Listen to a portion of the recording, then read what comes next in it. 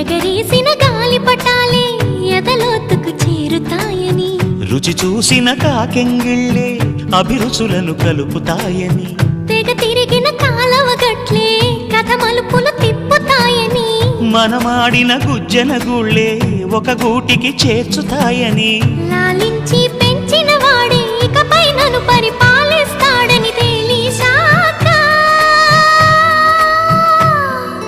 నువ్విక్కడుండి నేనక్కడుంటే, నువ్విక్కడుండి నేనక్కడుంటే ఎంత కష్టం.